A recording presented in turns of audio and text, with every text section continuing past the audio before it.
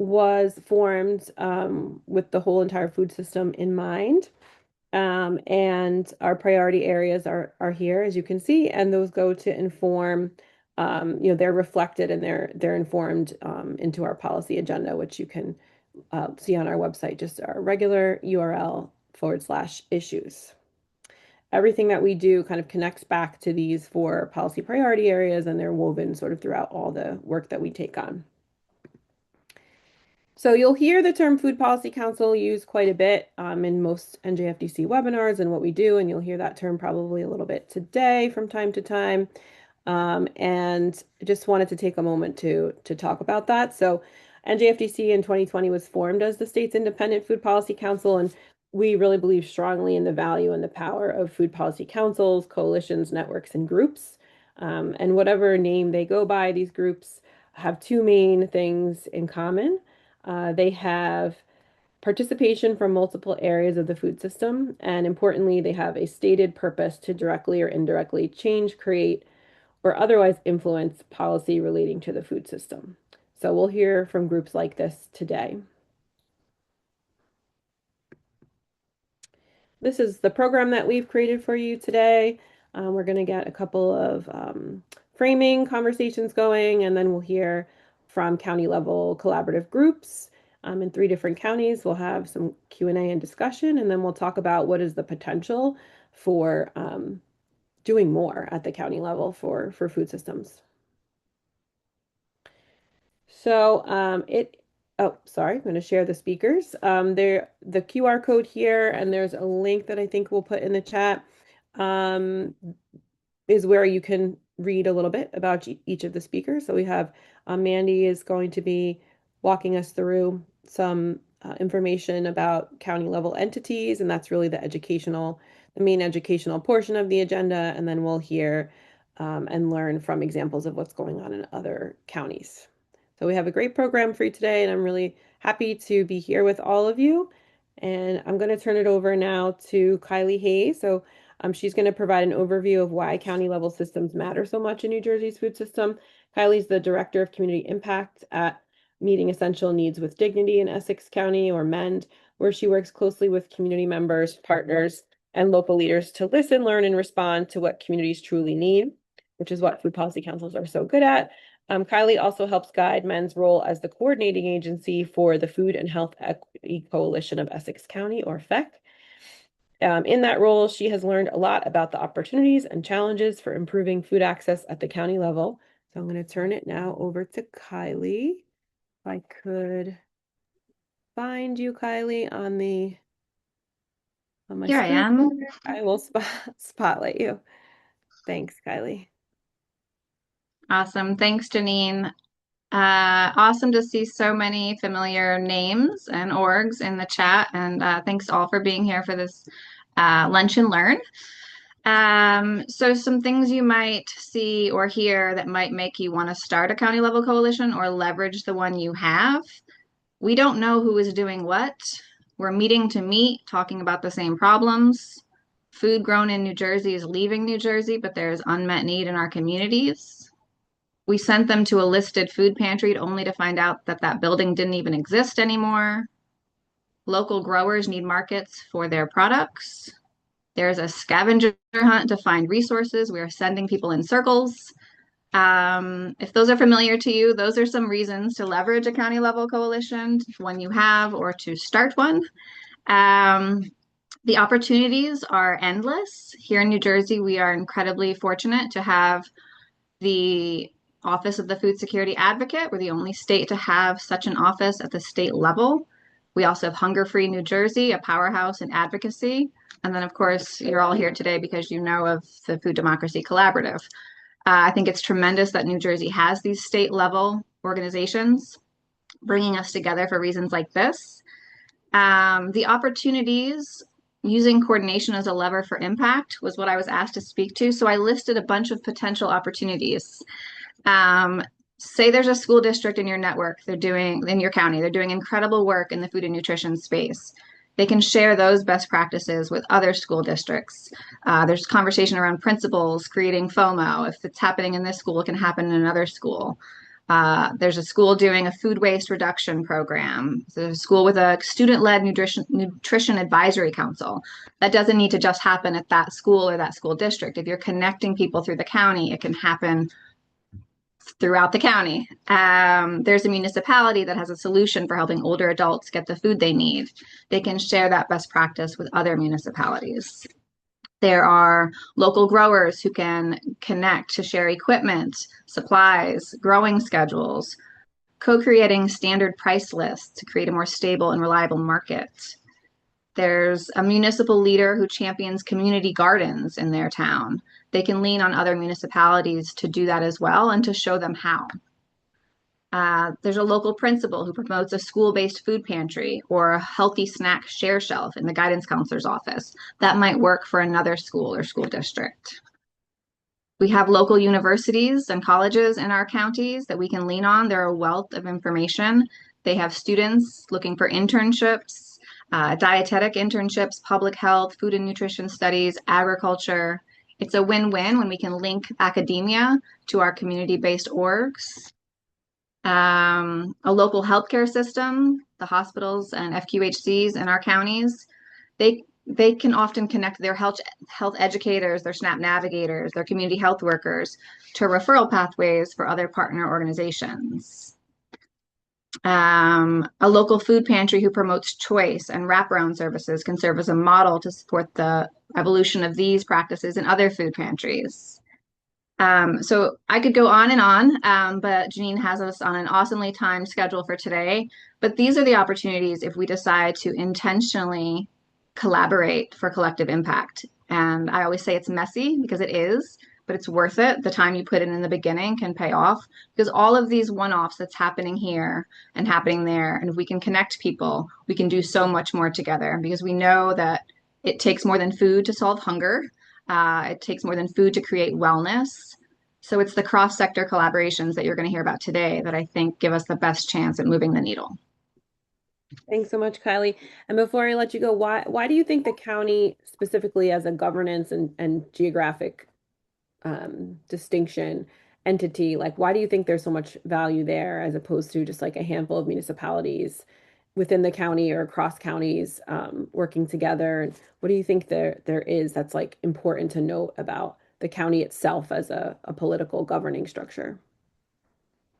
I mean, in that it's a political governing structure. The decision makers are often at the county level. The county can, the county health department or Office of Public Health Management can connect all of the local health outreach officers, all of the local health departments in the municipalities, create united messaging, shared messaging, creating kind of a standard or a best practice. We also have our, council members, our county execs, kind of paving the way and setting the tone for how this work can work. And each county has their CSSA or their county social service office. In Essex County, it's the Division of Family Assistance and Benefits.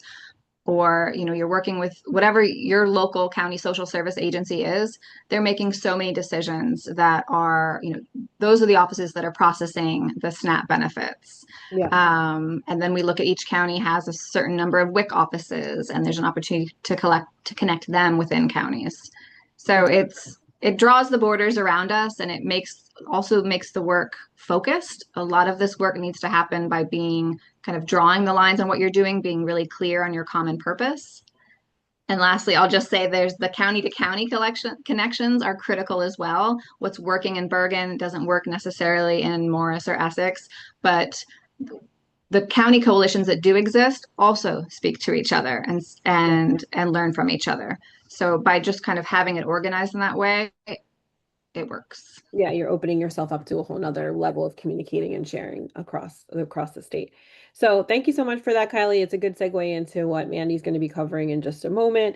So yeah, we're going to now ground ourselves in how county systems actually function in New Jersey and where the opportunities exist. A lot of things that sometimes folks assume happen at the state level really does happen at the county level. So and the relationship between the state and the counties is really hand in glove. And I think that's one of the main takeaways we want people to expand their knowledge and understanding of today and build that confidence and understanding kind of what happens where and what the relationship is between state and county. So with that, I will turn it over to Mandy.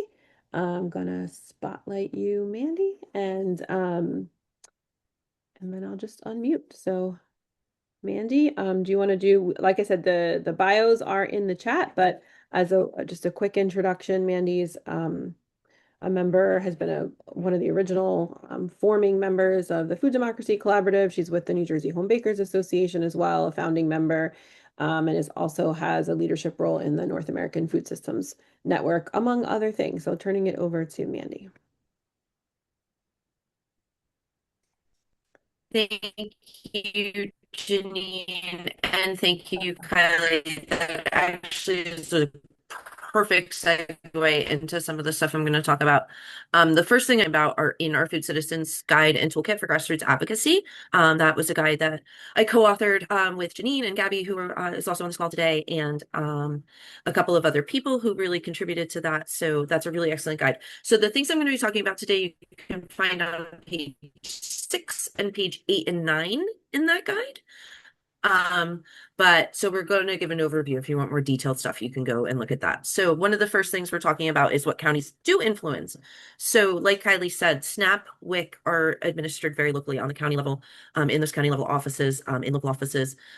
Agricultural development and farmland preservation is something that goes on the county level. Public health coordination is a big thing that goes on the county level between human services and county health departments, as well as funding allocations and program support often come at the county level. So what counties do not control typically is your local zoning. That's all on a municipal level. As we know, New Jersey has home rule. All 564 municipalities are allowed to create their own local zoning.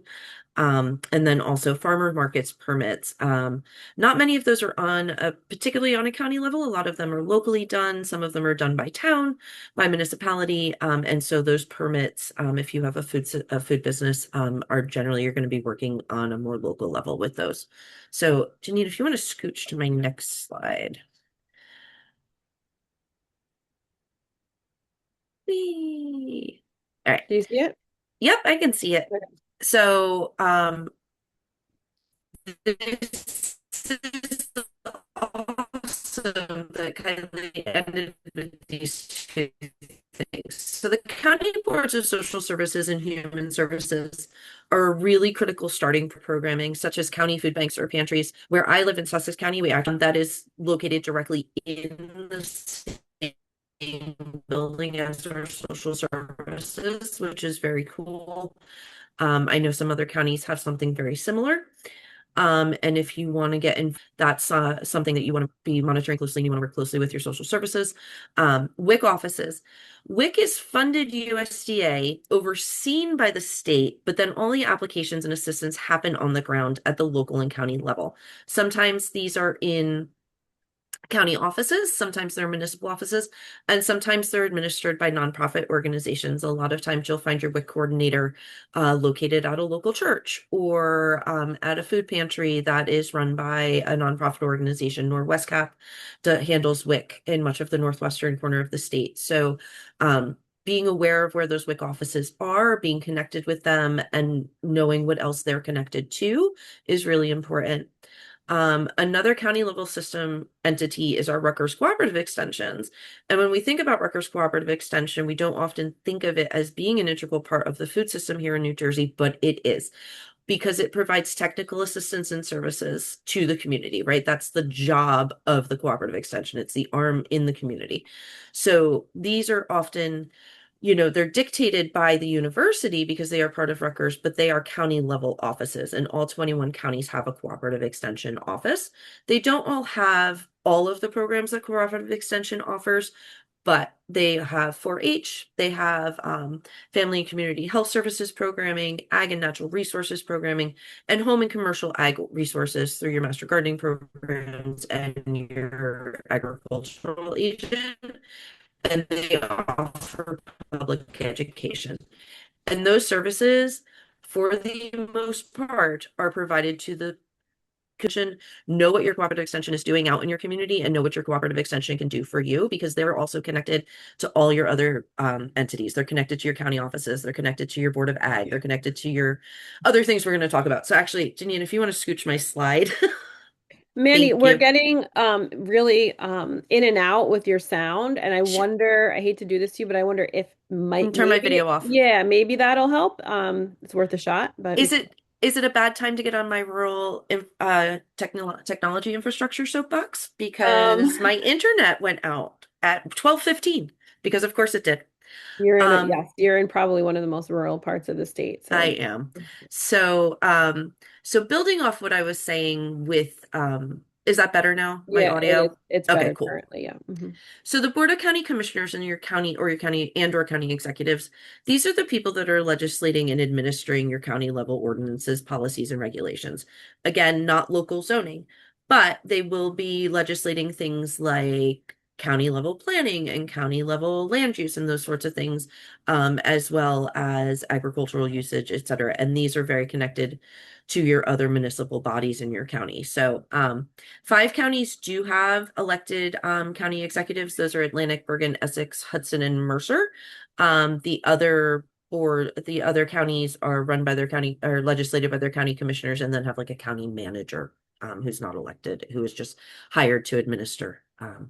So our county agricultural development boards, and I understand a lot of people on this call are going to be familiar with a lot of these things, but this is for everybody who's not. So I'm hoping everybody's learning a little something. So our county ag development boards, these manage and administer farmland preservation and right to farm.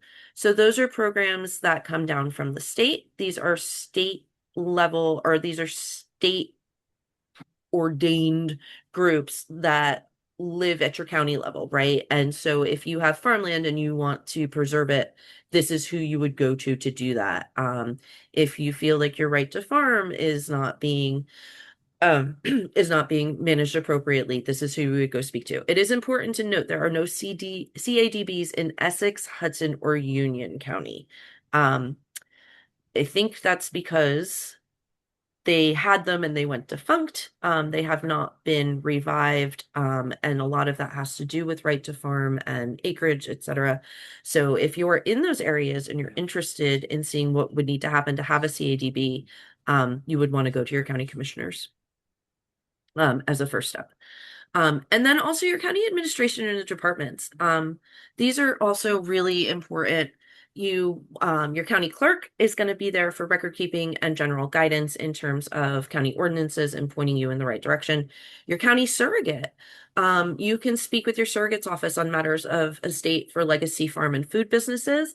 If you want to make sure that you're doing everything properly so that your family farm or your family food business goes on after you are gone, your county surrogate's office is a good place to start. Your county health department, guidance for your regulations on food and farm businesses. Are they doing county level inspections? Do you need to be inspected on a municipal level, et cetera? So these are the kinds of questions you want to talk to your county health department about. I think I've got Mandy, one more. Yeah. yeah, quick question though for some I'm wondering it, maybe others are too. Like for county commissioners, responsible for legislating. Do you have an example of the kinds of things that would be legislated at the county level? And can you tell folks a little bit about how that works? Is it similar to your mayor and council at your municipal level, where they have monthly council meetings and there's public comment and they post kind of what's going to be discussed? I think all of us have a little bit of a sense of what goes on at Yes. like the state legislature, there's bills, there's state lawmakers, there's and they vote on bills and that becomes law for the whole state. But like, can you paint a picture for us of what that looks like for county commissioners? Oh yeah, absolutely. So your county commissioners, it is very similar. Some meet once a month, some meet twice a month. If you would like to speak on the agenda, you can call the county clerk and ask to be put on your county commissioner's agenda, or you can go and you can speak during the public portion. If you speak during the public portion, there's generally a time limit on how long you can speak. Sometimes it's 3 minutes, sometimes it's 5 minutes, it depends. But county boards, commissioners would be a good place to go if you are looking at things like changing ordinances on land use, changing if you have things to say about county planning, if there are things that are concerning you going on in your county departments. So if you have a county social services food pantry, but you think that it could be expanded, or you would like to see something, um, a resolution or an ordinance involving any part of the food system, really, but especially certain things like county social services, your county commissioners would be the ones who can change those regulations and change those ordinances within your county in terms of how those services are developed. If you look in the Food Citizens Guide, there's a link to a slide deck that I created where there's examples. And like case examples of how you, and why you would go to all of these different departments for things. Yeah. Much more in depth than I could give you because I think I'm running out of my Yeah, allotted and I time. think, and I know our other speakers will touch on this, and I think maybe a Yeah. general rule is like any service that's provided and funded by the county that is not just for any one particular municipality in your county, but a service that's provided for the whole county. Yes. That's the kind of thing that you'd want to Yes, that that's they that's can. what you take to the county level. And again, these are different. The rules are different in terms of, how long you get to speak at these meetings, but going to your county clerk is a really great place to start. And say, hey, I have a concern. I want to come to the county commissioners meeting and I would like to speak about it. And the clerk can give you guidance on that if you've never done that before. And it's not scary. People think it's scary. It's not. So a few more things really quickly. The county level boards like planning, land use, open space, and economic development commissions. These are places where you would go, say if you have an idea, but you're not quite sure how to bring it to the county commissioners yet. Your county level boards are going back, they report to the commissioners, right? So these are municipal boards that are either appointed or elected within your county. That oversee land use, that oversee development, that and, foster business development. So if you're working in the food sector and you have an idea and you're not sure if it's feasible or you want to bring it someplace first, you want to influence it on a lower level before you get to the commissioners, this would be someplace that you could go. To your land use. They're different in every county. Some are planning, some are land use, some are open space, some have all three. So it just really depends on what your sector is and what area you're working in. And then we also have our county boards of agriculture. These are non-governmental boards. They're usually membership associations. They support and advocate for the agricultural community, and then they are also really because of that advocacy, they will lobby for influencing policy at the local, county, and state level. So they have a lot of influence, although they are non-governmental. You can check into your local county board of agriculture. I believe I have a link for that as well in the food advocacy guide, where you can check to get in touch with your county board. Yeah, and where you noted before, Mandy, on a previous slide, you talked about Rutgers Cooperative Extension. Every county has a Rutgers Cooperative Extension, Um, or and sometimes it's then the called. last thing I have is a Chamber of Commerce.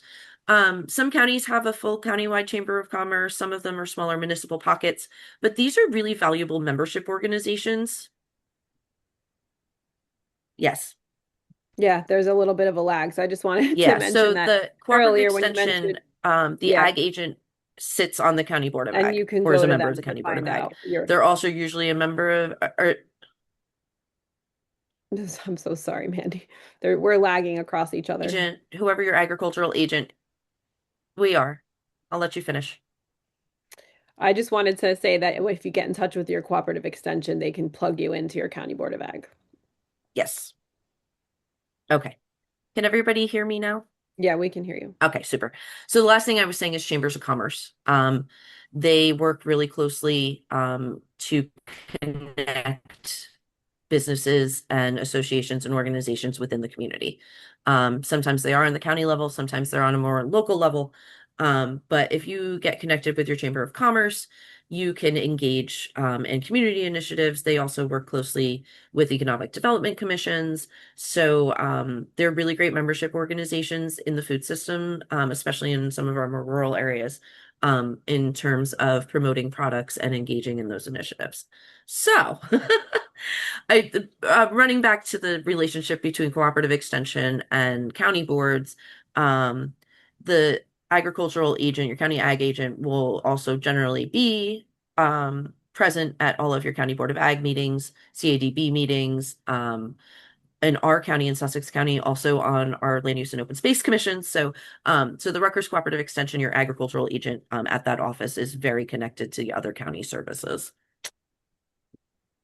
All right. Thank you, Mandy. Of course. So, Mandy, you're going to speak on this a little bit, and I do believe we have Mary Celis here, who, if Yeah, she, I'm here. awesome. Do Yeah, you yeah, want to yeah, talk yeah. about this as well? Yeah, I thought Mary was gonna jump in on this one, but I'm certainly happy to introduce the topic. Yeah, I Um, I can go ahead. I know yeah. you're having internet Oh my goodness. Thank you, issues. I'm Mary. I so sorry, appreciate you. Mandy. I know what that's like. So, just generally, I mean, I think we're all familiar with how fragmentation can happen across agencies. You know, every county is really different. We're in a really diverse state. The other thing I'll just highlight that I don't know if it was mentioned, is that we're a home rule state. And that is really significant. It's not just significant in terms of governance, but I think it's significant for us culturally. It's a part of like our DNA. We want to see local control operate, you know, as much as possible. And we certainly see that in northern New Jersey. And having worked the first half of my career in the Midwest, I will say that we didn't see as much fragmentation or misalignment. And it's just the nature of New Jersey having 21 counties and over 600 municipalities and school districts. So that just creates challenges in and of itself. It creates efficiency challenges. And it's really why we have to work harder, I think, than maybe other states to have shared goals across sectors, to coordinate planning and resource use. We're very lucky to have a strong county government in Passaic County that's committed to that and working hard to work across kind of those silos. um, I'll just also say the thing that for me is that we experience fragmentation, not due to silos as much as I think just inequity. Like we have gross inequity across the state when it comes to how local government is funded. And so that presents very serious challenges. In Passaic County, we're about 500,000 people, and over half of our population is considered ALICE or asset limited and constrained employed. In municipalities that, where the majority of our population lives, Patterson, Passaic, that number is 70%. Clifton is 65. So we really have households that are struggling to cover basic needs. And we're really grateful to have a governor who's championing affordability, because what that results in is not adequate resources for local government to fully fund many of these these services. And we also have, I'll just mention quickly, just I would hopefully is obvious to everyone, is just the um, historical disinvestment in communities of color. Um, and so where we've seen communities that have been redlined, for instance, you see dramatically poorer health outcomes than where there was considerable investment by the Federal Housing Authority. So, in neighborhoods that are high poverty, we see health outcome, a life expectancy might be 74%, or I'm sorry, 74, age 74 is, an average life expectancy, where, you drive 10 minutes north to a wealthy white suburbs and life expectancy could be 86. So I just wanted to frame a little bit of where I see fragmentation, not so much silos, but really in terms of equity. And I'll stop there. Yeah, thank you, Mary. And I think it also varies everything you said, and I appreciate you elevating those important points that cross-cut everything.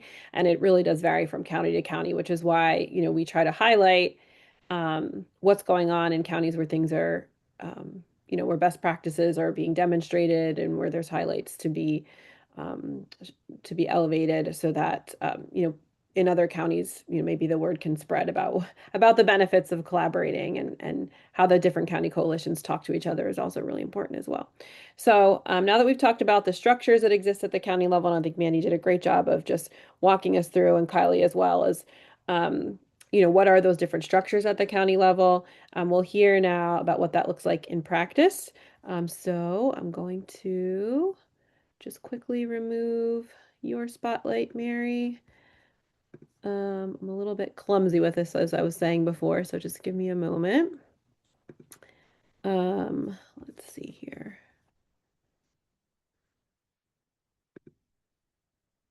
Well, what I'll do is I'll keep sharing and we'll figure it out.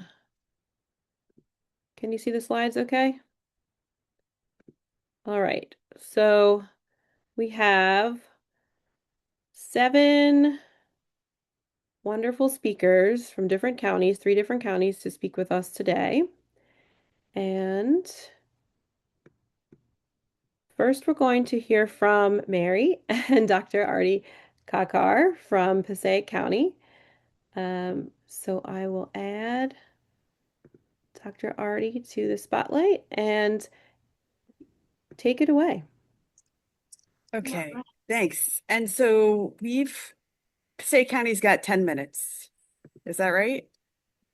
Closer to 9 at this point, but actually we can Okay. just take from Q&A. So go ahead with your 10. So you'll be No, that's I'll okay. I jump just want I'll to make jump sure I'm in giving Artie, since we're splitting time, I want to make sure we're giving each other, I want to give her 5. Yeah. yeah. So I can start, because in Passaic County, we actually have 2 different food security coalitions, and just wanted to frame that. The Passaic County Food Policy Council was started in 2011. I think we're maybe the oldest food policy council in Yes. New Jersey. Mhm. And we were really started in responding to, at the time, Dr. Artie was not there. We've had some changes in local county government, and United Way, our mission is to mobilize the carrying power of the community to improve lives.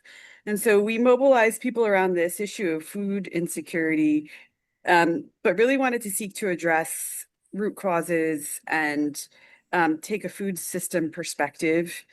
Um, and I've always engaged local government kind of in that work. And really, the vision of the Food Policy Council is to address root causes of food insecurity. And we really work across the food system to advocate for policies and practices that make healthy food affordable, available, and accessible to residents.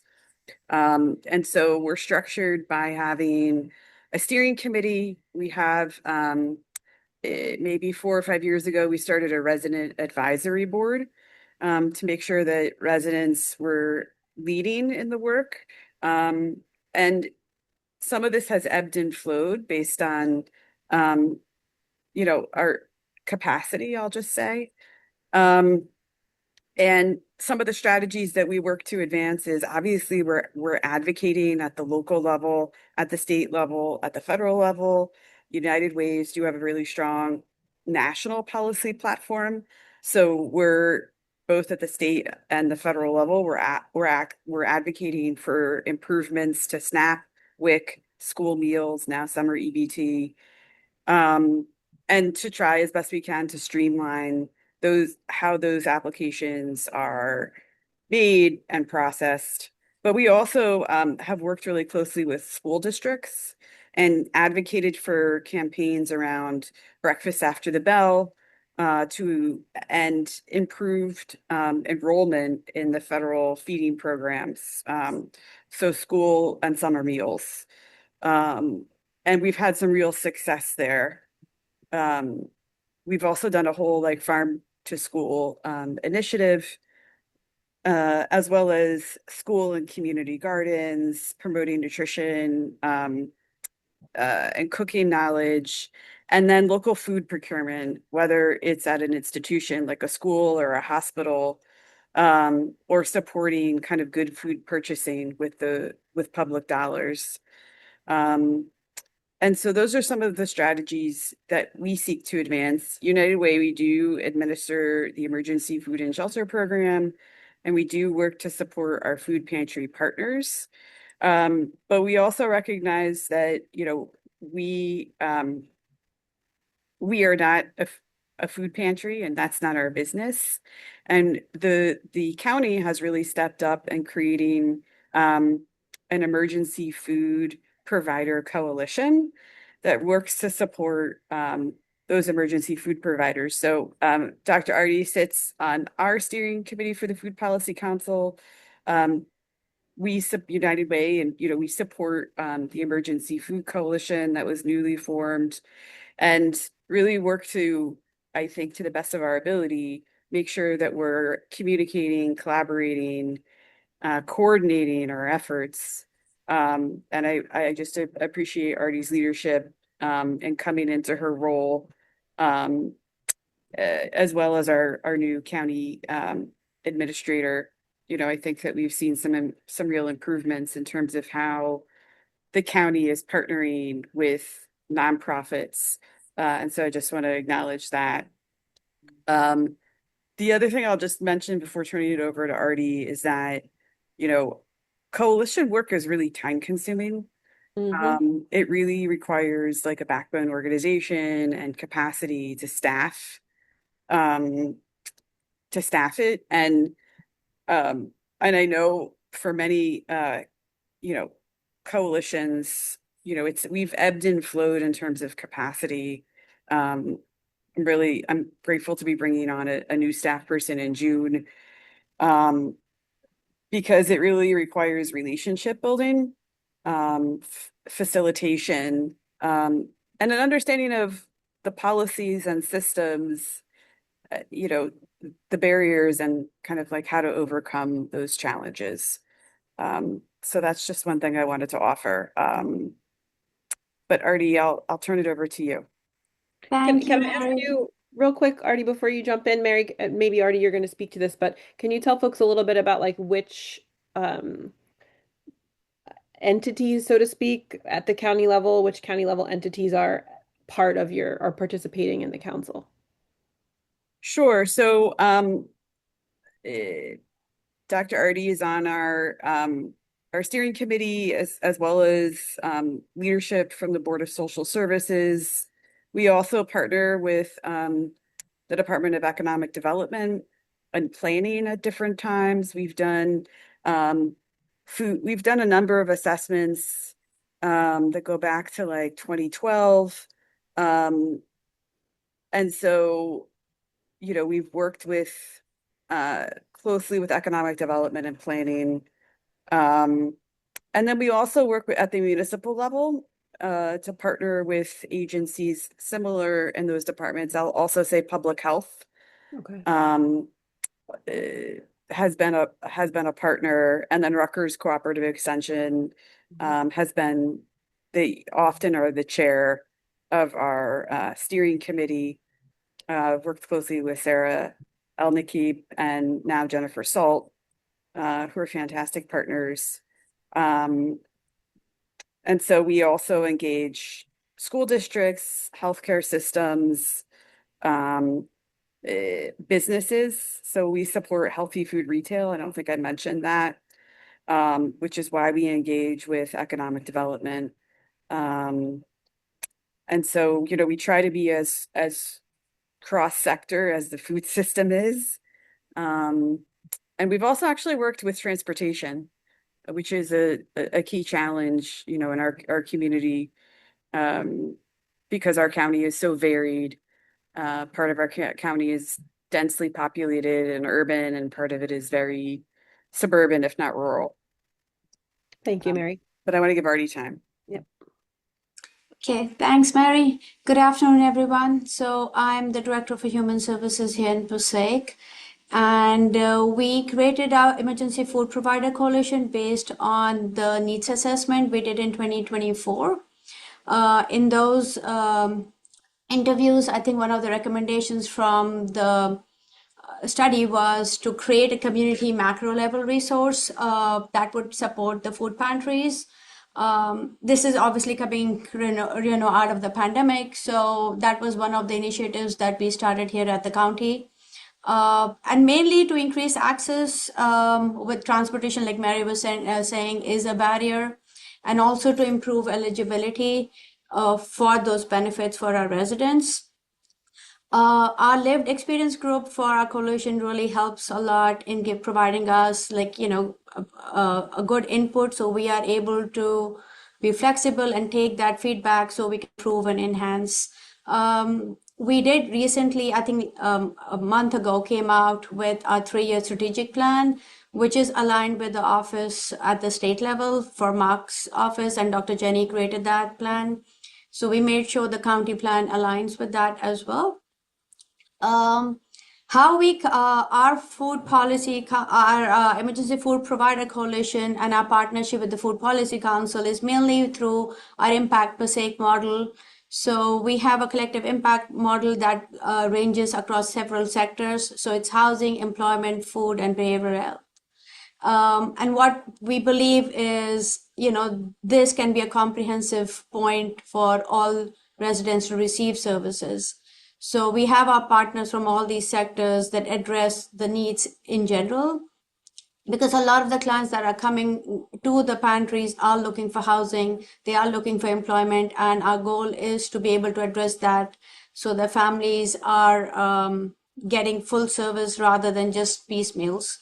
And what we have done with our Impact Passaic, and I have my Impact Passaic coordinator here as well, who does a wonderful job with our reports and the map I'll share in a little bit, Catherine.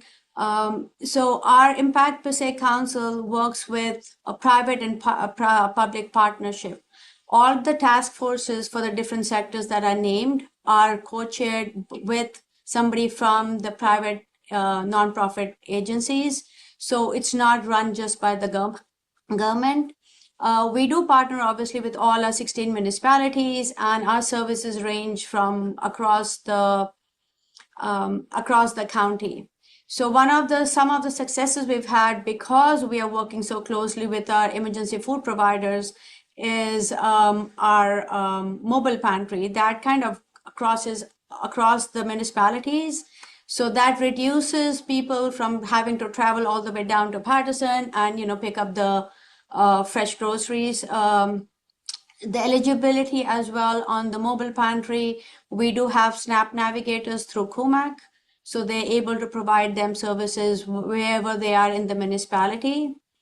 I think the other success that we've had is last year, which was one of those highlights that we've had thanks to the coalition, is during the SNAP benefits delay in November, we were able to do 24 drives across the county. So our residents did get those the food that they needed to get through the 2-3 weeks of delay. And the 7 pantries really contributed in planning of those drives. So basically to say that, since the pantries are the experts, we need to get their input in terms of operations and how to be able to be more effective as a team, so our residents are able to receive these services. So that's where our coalition really kind of steps in. And the private public model really has helped us in all sectors, but food especially, with the coalition. That work has been tremendous. I think we have our reports, and I'll throw that in the chat. I know we don't have a lot of time. So if anybody wants to see the reports that we have released and the strategic plan, they'll be able to take a look at it later. So we have had debriefing with our pantries as well, so that hope it never happens, but if it does happen, there's any emergency across the food system, we will be able to improve from where we were in November, to enhance the services and reach out to more residents. So Thank you.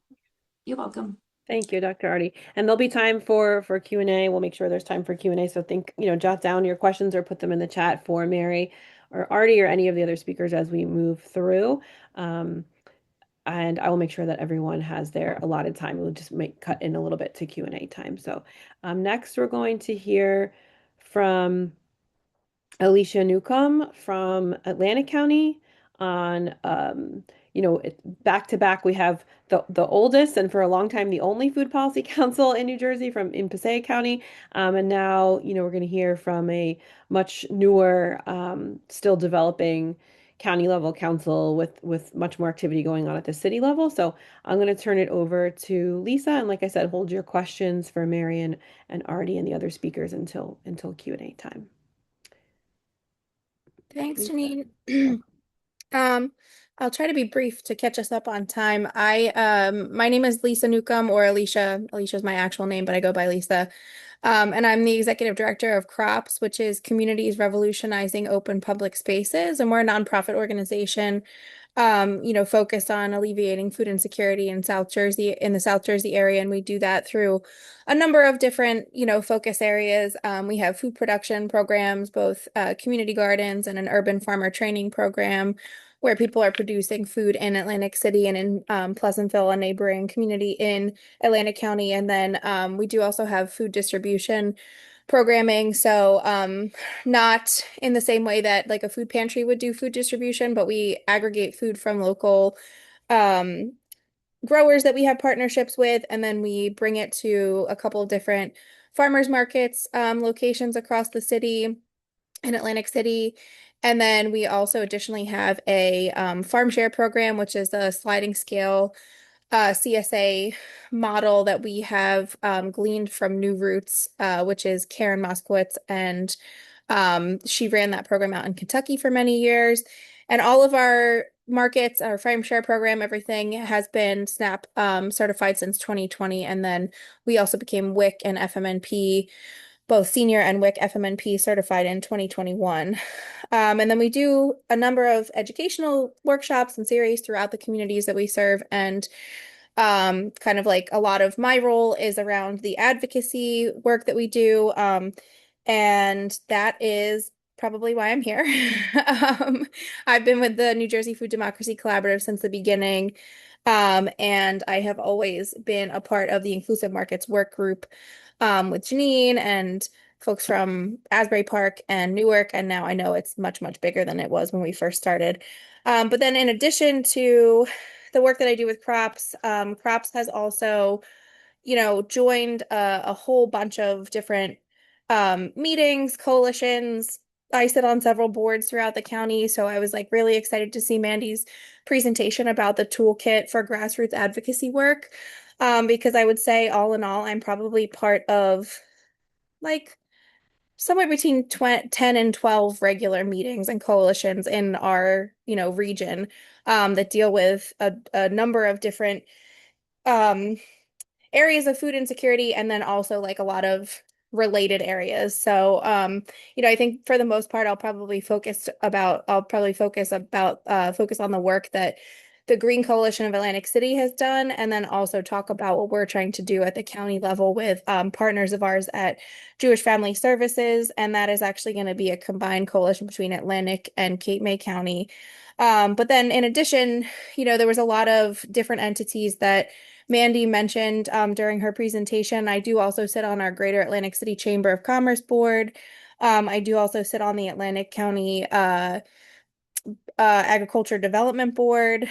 And then there are some smaller, very specific coalitions or meetings that we run too. So like, for example, in Atlantic City, before the new NJEDA feed grant came out, there was a similar grant program that came out in Atlantic City called the Atlantic City Food Security Pilot Grant Program through the NJEDA. And there were 11 organizations, including ours, that receive funding for that. So we meet on a quarterly basis throughout the entire, period of life of the grant, to talk about what our projects are doing and how they can work together and things like that. So I think really like the most successful areas that I've seen things really move forward in all of the meetings and coalitions that I'm a part of is that we make time for in-person work together.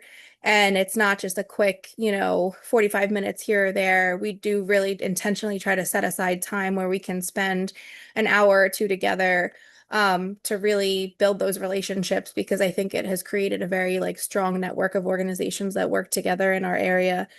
And there's pretty much always somebody that one of us can call if we have a question about something or we need something. And, I think we've done a really good job of building relationships at the municipal level. And we're starting to build stronger relationships at the county level too. And then just, some of the other things that Mandy had mentioned about interacting with, the public health departments and the health and human services departments. We have a farmers market inside of a WIC office, but we also are connected to like the whole organization that administers WIC in our region, which is Gateway CAP down here. And then we recently got connected to like our county office on aging, or like it's called intergenerational services in Atlantic County, which has been a really great connection because they've actually put us in touch with um, like the public health department has to do this community health improvement plan, and they have a whole committee on food security that they've put us in touch with those people. And they're also the county, I think, is a really effective way of sharing information that nonprofits, resources that nonprofits have to share. And if you could do that as a group, it's a lot easier for them to share out those resources kind of all at once instead of piece by piece talking to each one of your groups. But the Green Coalition started about 2 years ago, and Crops is like the fiscal sponsor for the Green Coalition, and it's about 40 members, residents, nonprofits in Atlantic City, and really anyone who's caring for or connected to a community garden. And I would say both the Green Coalition and what we're doing at the county level, we don't officially refer to ourselves as a food policy council, but we have really tried very hard to identify like easy wins or things that we could just focus on one issue for that entire quarter, or that even sometimes that entire year. And an example of that that does tie back into the grassroots toolkit, grassroots advocacy toolkit is we decided last year that we would try very hard to focus, thanks, Janine. We would try very hard to focus on changing the land use requirements in the city of Atlantic City so that we could make it an easier place for urban farmers to farm commercially. Agriculture was not a accepted like use within our zoning requirements throughout the city. So we worked to, as a group, we worked to put together an ordinance that the city could adopt, allowing agriculture to be a permitted use throughout the city. And we were able to, it did take like a year's worth of work and communicating with city planning, and the council and things like that. But we did get that passed so that our farmers now are able to, own land and apply for a permit to use the land for agriculture, but also a mercantile license. And as far as the county level coalition goes, thanks for the heart. It was quite a lot of work. And as far as the county coalition goes, I think we're again focusing small. We're trying really hard to keep our goals achievable and realistic. And so we're just kind of working together right now to really bring together organizations from both Atlantic and Cape May County. And the things I would say that I've learned the most were, like I said, doing things in person as much as you can, because it really does kind of create that like we're all in this together thing. And I also always learn things from people when I meet with them in person, much more than I think.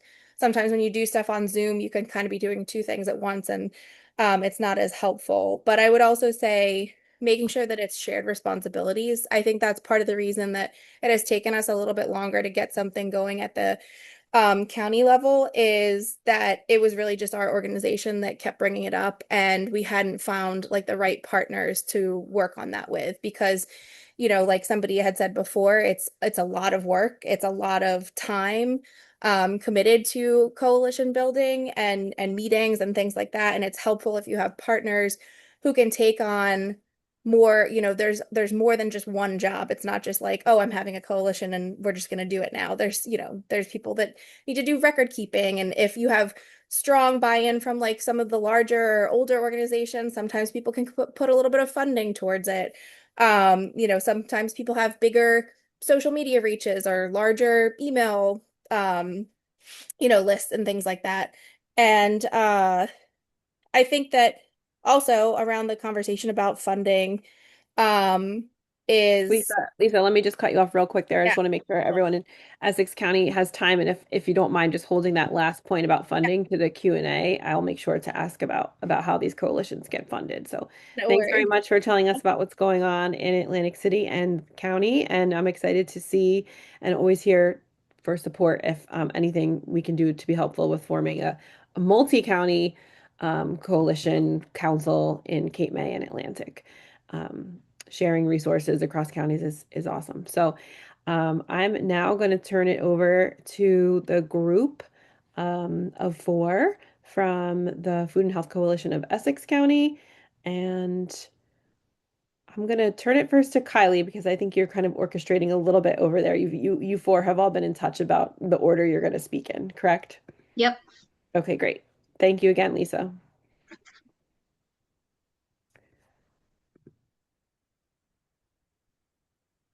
That's us. You'll see four of us today.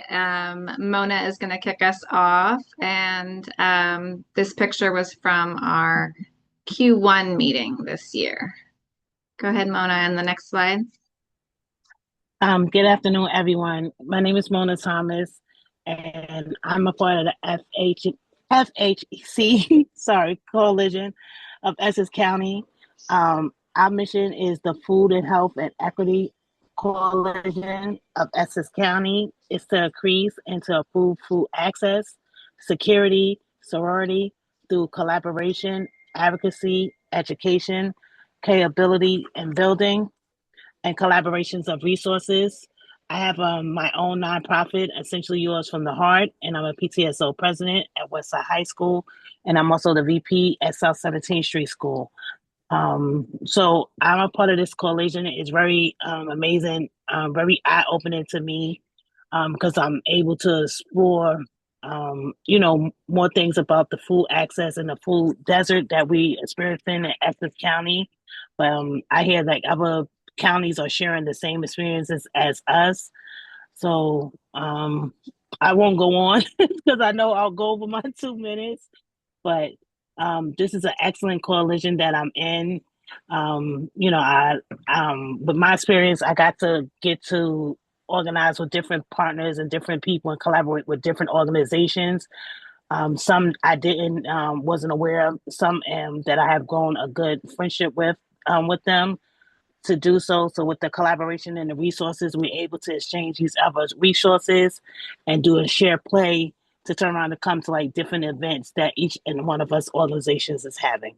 And thank you for having me for today. Thank you, Mona. Thanks, Mona.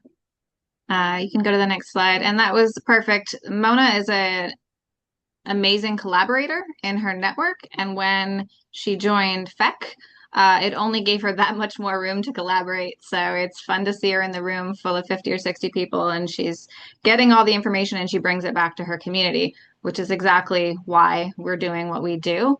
I'll also be brief. This is our structure and sectors involved. The logos show you representation from our current steering committee. We relaunched a fresh steering committee in 2026. We have a community advisory board as well. We have cross-sector representation. You can see here over 140 different organizations, over 260 members. We did start as a planning committee in the fall of 2023. Some of those things I said at the beginning of this call, people were saying, the scavenger hunt for resources, we're sending people in circles, who's doing what, we have the resources, but people don't know about them, et cetera, et cetera. That was the planning committee, said kind of enough is enough, and we wanted to put Essex County on the map to join the other great coalitions that were emerging and developing across the state of New Jersey.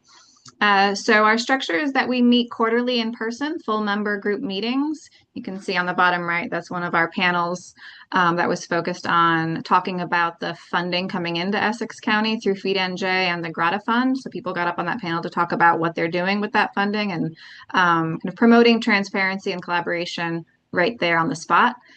We also have working group meetings that meet monthly over Zoom, which some of the next two presenters will speak to a bit. And we are anchor or quarterback or coordinating agency, all the different things you can call the agency that keeps things moving behind the scenes is MEND. MEND is a Essex County-based nonprofit hunger relief network. So we're kind of keeping things moving, but leveraging the energy of the tremendous membership that we've grown to be over the last 2.5 years. With that, I'll kick it over to Fallon. Hello, folks. My name is Fallon. I am the CEO and founder of Steam Urban. We steward a healing sanctuary, and it's been really great us being involved with FEC. We've had a lot of wins, but some of our wins and impact. We have a comprehensive directory of emergency food distribution sites and schedules, which kind of distribute and help across the county. We have district-specific outreach to bolster school meals and summer EBT applications. We have our Farm to WIC task force to address low FMMP voucher redemption rates in Essex County. And we have a collaboration around funding, the Grata Fund, Feed NJ, and OFSA grants. And so should I talk about me personally? Go for it. Okay. So Steam Urban has been really blessed to be part of this coalition. We wouldn't be able to do the work we're doing without creating this system. Being a part of the Farm to WIC allowed us to have more access into the markets, which has leveraged us more income and more support. And then we also, in partnership with MEND and FEC, have been able to be supported through funding, supported through transportation that has allowed us to increase our farm operations. And now we can serve as a model of what it looks like to bring in income as a wholesale distribution also and still serve the community. And I can speak for myself and everyone else. Without us collaborating, working together, we would still be working in silos and not be able to really have the impact that we see now. And last year, our Farm to WIC initiative, we had the highest redemption of vouchers redeemed. And this year, we're working to increase that again. Excellent. Thank you, Fallon. Laura? Good afternoon, everyone. My name is Laura Cole. I am the current Development and Impact Manager for the Coalition for Healthy Food in Newark Schools out of the Greater Newark Conservancy, as well as a steering committee member for FEC. And I have the privilege of reflecting on some of the lessons that we've learned through our work. One of those lessons has been especially important, and that is the need to establish and affirm common ground repeatedly, even when partners come to the table with different priorities or perspectives. Returning to shared values like dignity, equity, health, and access help everyone keep in alignment. And that grounding creates trust and reminds us why we're here in the first place. We've also learned the importance of involving everyone. Some of the strongest ideas and most meaningful solutions have come from voices that are often left out of traditional decision-making spaces. Community members, youth, frontline staff, residents, they all bring an expertise that can't be replicated in reports or data alone. Another lesson is to remain action-focused and make participation worth everyone's time. Everyone is stretched thin right now, and meetings cannot become a parking lot or a cemetery for ideas. People staying engaged when they see movement, collaboration, and tangible outcomes. Even small wins create the momentum that is needed. We've also recognized that coalitions can play an important role in filling gaps. Sometimes that means connecting organizations that didn't know they needed each other. Sometimes it means identifying missing resources, overlooked communities, or opportunities for advocacy and systems change. And perhaps most importantly, we've learned to be flexible. Community needs shift, funding landscapes change, priorities evolve, and coalition work requires adaptability and a willingness to pivot without losing sight of the larger vision. And finally, of course, as we've mentioned, we've learned to celebrate wins, especially in this work. Food justice and health equity work can feel heavy. So taking moments to recognize progress, partnerships, and victories can sustain both morale and momentum. Thank you again for allowing us to share. Laura, those are really powerful lessons learned, and they're so, in my experience as helping lead a statewide coalition, they're really spot on, and I'm so glad that you've elevated those. And I think that's the absolute perfect segue for a Q&A discussion, because maybe folks who are in counties where they're trying to start something at the county level, like this, whether it's part of government or not part of government. These are really important things to know from the beginning and to keep in mind. Um, so I'll leave it there so we have time for Q&A. I'm going to turn it over to Mandy and also to Gabby to unmute and let us know what questions you're seeing in the chat already, and folks can feel free um, to add their questions there, or and Gabby will field those. But Mandy, I know you have a couple of questions for I the group. do. I'm Yeah. over here. I'm gonna try my video again so you guys can all see that my power ponytail doesn't go to waste, that I put my hair up nicely for you guys. No. Um it's very warm out today. So no, I'm laughing because I did spend time thoughtfully crafting questions, which all three of our groups answered without me even having to ask them, because that's how fabulous they are. So I do want to circle back really quickly to something that I believe Dr. Arti said in Passaic, which was a lived experience group, and it felt just sort of like a touch and go. Dr. Arti, can you explain how you call people from the county population to be part of that group, or how that group works within your coalition to sort of steer needs and services and programming? Sure. So we are lucky to have our pantries as partners. We have a lot of consumers that are using these pantries. These pantries actually help us get information directly from them. They bring it into the EFPC in terms of the feedback that they are getting, as well as we have an active line. If any residents of the county wants to get in touch with us, they're able to get in touch with us in an email, or they can call us and we'll sit down and talk with them. Our needs assessment, one of the things that we did put out in 2024 that William Patterson University did for us, we made it mandatory for them to have a one-on-one with the consumers rather than just sending out surveys, because we needed people to hear from them what they're experiencing rather than filling out surveys, and we might be missing questions that are not on the survey. So an open-ended study really helped us get feedback. On an ongoing basis, we do have some staff here as well who help us lead that part of the coalition, because it's a part of our lived experience as well.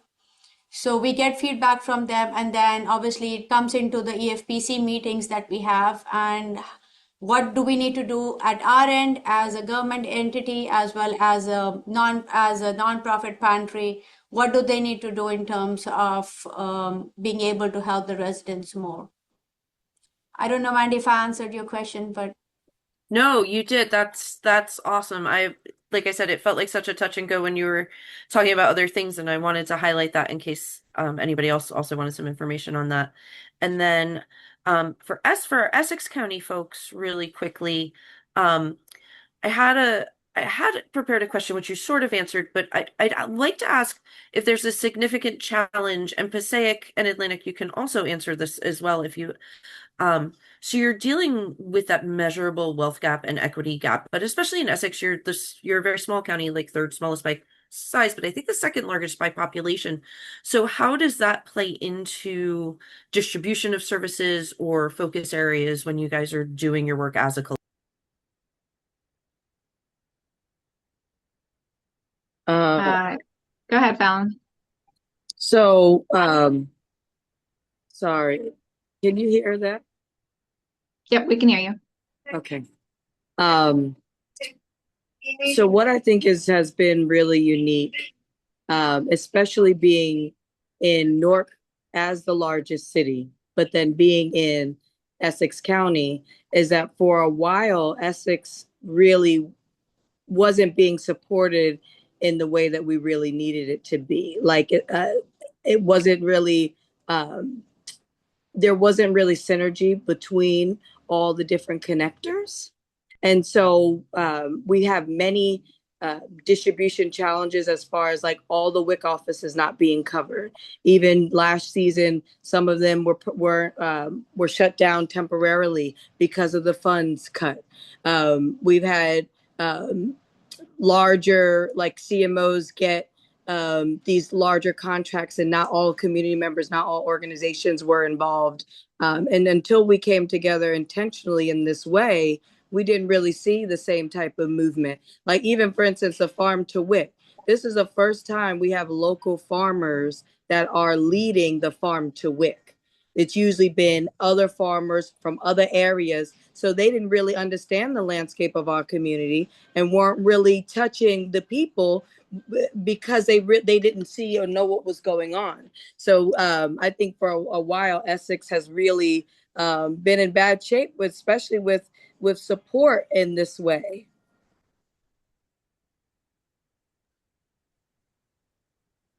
We've tried to do markets and it's not as successful because of how spread out folks are.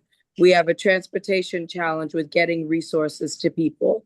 So us creating this coalition really puts touch points in these areas that we need people to be in, and really showed us where our deficits were and how we can train up more farmers, train up more people, train up more organizations or community members to help with getting these different services out. Yeah, I think we have a really unique challenge here. And I'll add to that, if I could, just in terms of residents as advocates, because I heard it in your voice, Fallon, and I just wanted to, I don't know if we've said it enough that the people closest to the problem shouldn't just be they should be the ones like informing and designing the solution, but also are the best champions for it, right? Like they're gonna fight like nobody else. And we've had some real successes in advocacy where we've sent residents to Trenton to give testimony. And just want to, I think that it's a really important, uh, you know, uh, and I think advocacy right now is just really important in terms of like as budgets become more difficult, making sure that communities that have experienced historic disinvestment continue to receive investment is really important. And we just need to be loud. And there's no, so I'll stop there. No, that actually perfect segue again, because earlier we said we were going to go back to Lisa and talk about funding a little bit. And I think it's really important to know or to understand where funding comes from, where it can come from, and how these, we have these backbone organizations, we have these fiscal sponsor organizations, how somehow a little bit of how that works. So Lisa, do you want to come back on and finish your thoughts on that? Yeah. And then we can all jump in. And I also have noticed there's been questions in the chat, but people have sort of been answering them on their own. So I don't know if we have any more questions in there. But yeah, if you want to talk about funding for a few minutes, that'd be amazing. Sure. Yeah. So I mean, we don't have any real like designated funding for the county level coalition or the Green Coalition, but I will say, like I mentioned, that CROPS functions as the fiscal sponsor for the Green Coalition, so we've supported like their application specifically for a little bit of funding to run the meetings, to do table and outreach, and like actually, print out flyers. I mean, that's something we're very dedicated to in Atlantic City specifically. In a lot of the work that we do, we print thousands and thousands of flyers every year and like take them out and walk them places and give them out. Like we do a lot of community canvassing with flyers. So we have made sure that the Green Coalition could do that too, so that it's not just that we're asking people to rely on like social media or email, or like, not everybody has a smartphone or a computer, or, computer access. Um, and so we just try to like kind of look at funding as like a shared responsibility in these coalition groups, of like, if you can fit a little bit of funding for this coalition into like your overhead costs on a larger grant, or some kind of operational budget, or like community planning budget or something like that. We do ask that, members of the different groups kind of do that.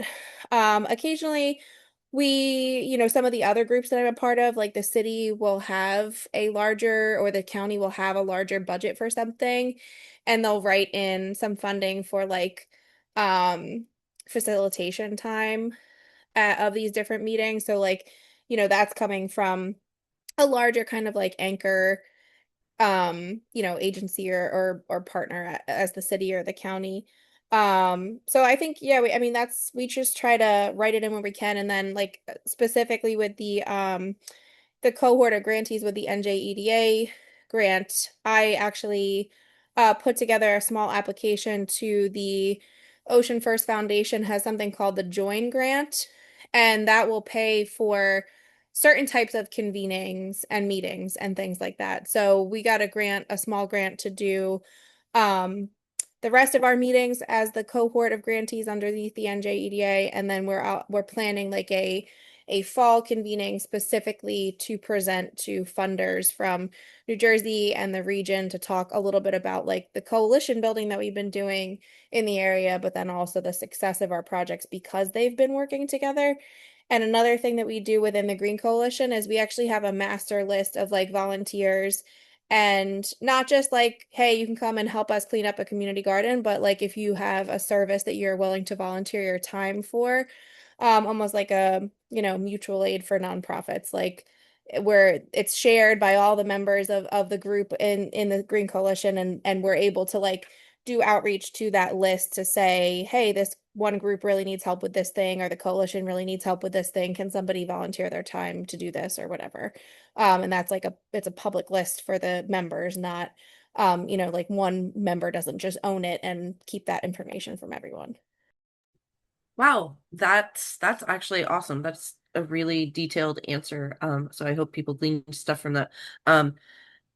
Passaic or Essex, do you want to take 1 minute apiece to talk about your funding situations, and then we'll wrap things up with some takeaways and some little bit of housekeeping? Yeah, so at the county level for Passaic, we get funds from the state, which we put into RFPs for our pantries. That has helped us start a few of these initiatives up county and down county. I think then also within the county budget, we make sure that there's some funding for food pantries as well.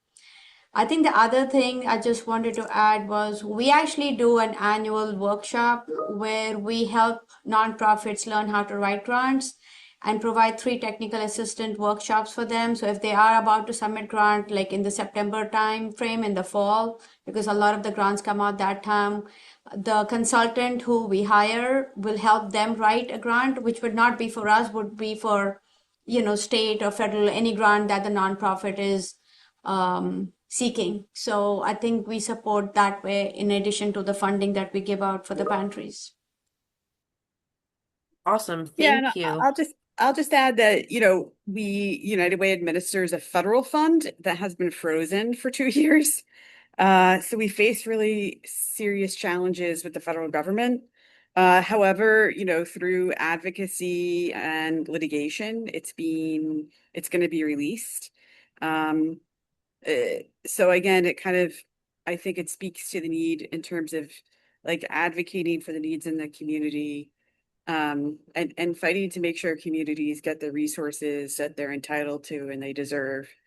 And then we also, just raise the money through our corporate partners, and various types of grants.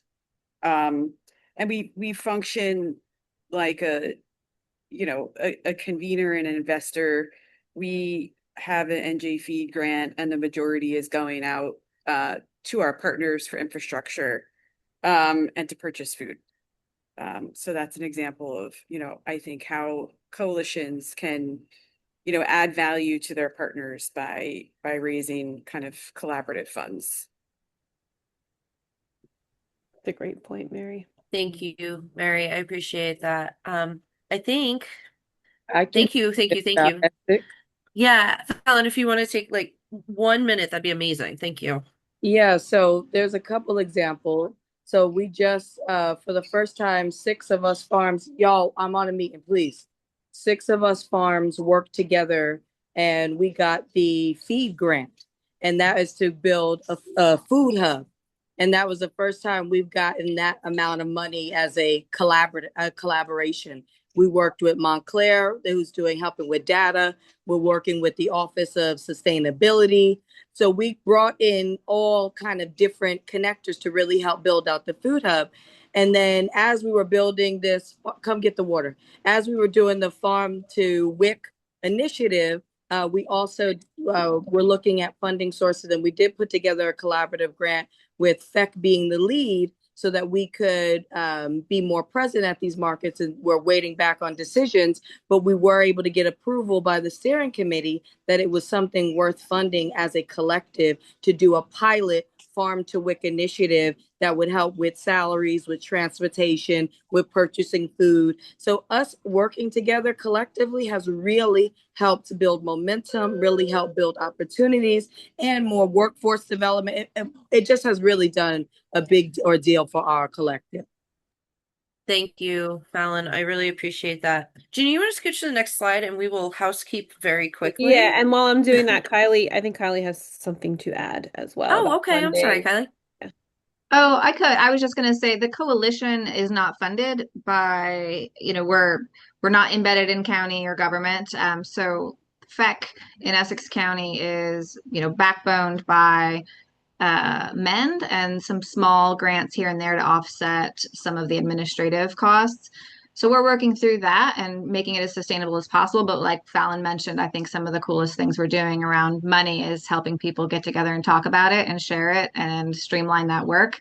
There was a funder who came to FEC and said, we want to give a grant specific to food resources for older adults, and we want to prioritize organizations who collaborate through your coalition. So we saw that as a win, and the more we can and make that the norm, we're excited by that. And Mandy, I just want to point something out that that if it's not obvious to everyone in the call, I think it should be that Mary mentioned that they're going to have a position that they're seeking to help with facilitation of the council. Kylie, you have I believe you are interviewing coalition coordinators, and I quickly within 4 years of starting NJFDC, we realized, and we had to create a person to coordinate. So it's really a very full-time job to coordinate and be the backbone of a coalition, whether it's county level, multi-county, state level. And so I don't want that to be glazed over. I mean, in order for these, they can be really functional and have a big impact when they're run by volunteers or when it's a portion of someone's time here and there. But this is me opining a little bit here, but I think outside of government with a coordinator who's full or part-time is really some of the secret ingredients. And yeah, I just wanted to make sure that was in there, because it's a big opportunity for funders who want to have a broader impact upstream and also across a larger landscape, and to impact more organizations and more of the people that they serve, to be putting their support behind coalitions and the coordination of coalitions. No, I agree.